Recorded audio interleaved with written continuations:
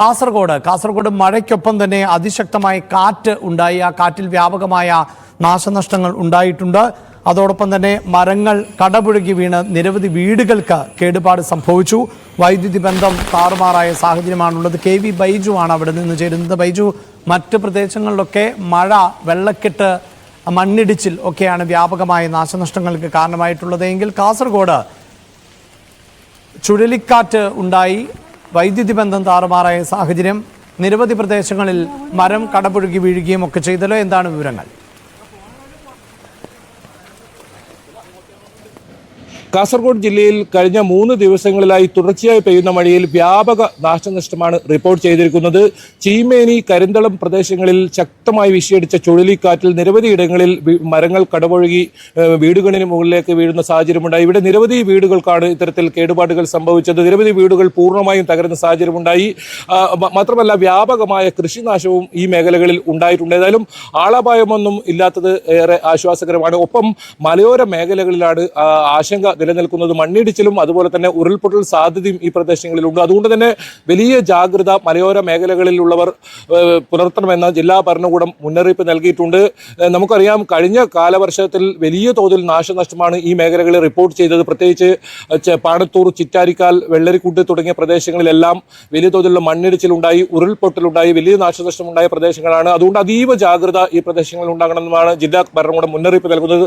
പ്രത്യേകിച്ച് രാത്രി കാലത്തെ യാത്ര പൂർണ്ണമായും മലയോര മേഖലകളിലേക്ക് ഒഴിവാക്കണമെന്ന നിർദ്ദേശം നൽകിയിട്ടുണ്ട്. അത്യാവശ്യമാണെങ്കിൽ മാത്രം ഈ മേഖലകളിലേക്ക് യാത്ര ചെയ്യണം എന്ന ഒരു നിർദ്ദേശവും ജില്ലാ ഭരണകൂടം മുന്നോട്ട് വെച്ചിട്ടുണ്ട്. ഏതായാലും പല ഭാഗങ്ങളിലും ഇപ്പോഴും ശക്തമായ മഴ തുടരുകയാണ്. മാത്രമല്ല തീരപ്രദേശങ്ങളിലും വലിയ തോതിലുള്ള ആശങ്ക നിലനിൽക്കുന്നു. വലിയ തോതിലുള്ള കടലാക്രമണ ഭീഷണി പല മേഖലകളിൽ നിലനിൽക്കുന്നു. മാത്രമല്ല വരും സമയങ്ങളിൽ ഇത്തരത്തിൽ കള്ളക്കടൽ പോലുള്ള പ്രതിഭാസം ഉണ്ടാകാനുള്ള മുന്നറിയിപ്പും നൽകിയിട്ടുണ്ട്. ഏതായാലും ദുരിതാശ്വാസ ക്യാമ്പുകൾ തയ്യാറാണെങ്കിലും ഇതുവരെ ആരും ക്യാമ്പുകളിലേക്ക് മാറിയിട്ടില്ല. പലരും ഇത്തരത്തിൽ ബന്ധു വീടുകളിലേക്കാണ് മാറി താമസിച്ച ഒരു സാഹചര്യം ഉള്ളത്. ഏതായാലും വിനോദസഞ്ചാര മേഖലകൾ ഇന്നും അടച്ചിടും. കഴിഞ്ഞ 2 ദിവസങ്ങളിലായി ഇത്തരത്തിൽ വിനോദസഞ്ചാര മേഖലകൾ പ്രവർത്തിക്കുന്നില്ല. ഇന്നും ഇത്തരത്തിൽ നിയന്ത്രണം ഏർപ്പെടുത്തിയിട്ടുണ്ട്. പ്രധാനമായും Ranipuram, Pallikkara beach, Ajanur KITE beach, ഒപ്പം ചെമ്പേരിക്ക തുടങ്ങിയ നിരവധി ടൂറിസ്റ്റുകൾ എത്തുന്ന പ്രദേശങ്ങളാണ്.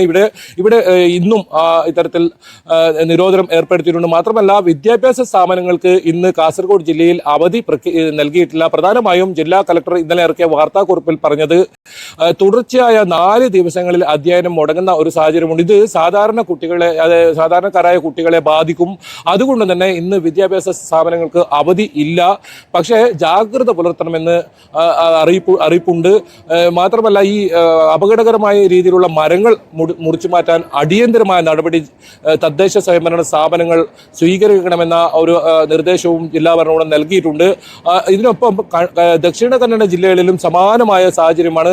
കഴിഞ്ഞ 3 ദിവസങ്ങളിലായി തുടർച്ചയായി മഴ പെയ്യുന്ന ഒരു സാഹചര്യം തന്നെയാണ്. പ്രത്യേകിച്ച് മംഗളൂരു മേഖലകളിലെല്ലാം വെള്ളം കയറിയ സാഹചര്യമാണ്. റോഡുകളിൽ പോലും വെള്ളം കയറുന്ന ഒരു സാഹചര്യമാണ്. ഗതാഗത തടസ്സവുമുണ്ട്. എന്തായാലും ഏറ്റവും പ്രധാനം വൈദ്യുതി ബന്ധമാണ്. കഴിഞ്ഞ 3 ദിവസങ്ങളിലായി വൈദ്യുതി ബന്ധം താറുമാറായ സാഹചര്യമാണ്. പലയിടങ്ങളിലും ഇലക്ട്രിക് പോസ്റ്റുകൾ നിലംപൊത്തിയിട്ടുണ്ട്, തകർന്നിട്ടുണ്ട്.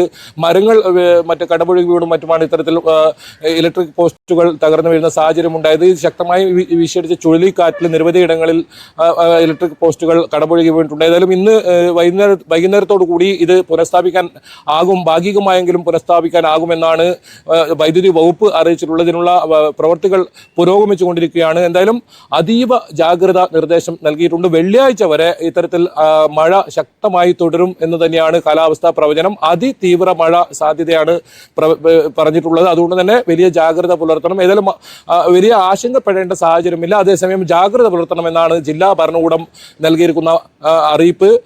ഒപ്പം ഇത്തരത്തിൽ വെള്ളക്കെട്ടുള്ളതുകൊണ്ട് തന്നെ യാത്രകൾ പരമാവധി ശ്രദ്ധിക്കണം. മാത്രമല്ല ഈ ദേശീയപാത നിർമ്മാണം പുരോഗമിക്കുന്ന ഇടങ്ങളിലെല്ലാം വെള്ളക്കെട്ട് രൂപപ്പെട്ടിട്ടുണ്ട്. മിക്ക പുഴകളിലും ജലനിരപ്പ് ക്രമാതീതമായി ഉയർന്നിട്ടുണ്ട്. മിക്ക പുഴകളും ഇത്തരത്തിൽ കരകവിഞ്ഞൊഴുകുന്ന സാഹചര്യവുമുണ്ട്. പുഴയോരങ്ങളിൽ താമസിക്കുന്നവർക്കും അതീവ ജാഗ്രതാ നിർദ്ദേശം നൽകിയിട്ടുണ്ട്.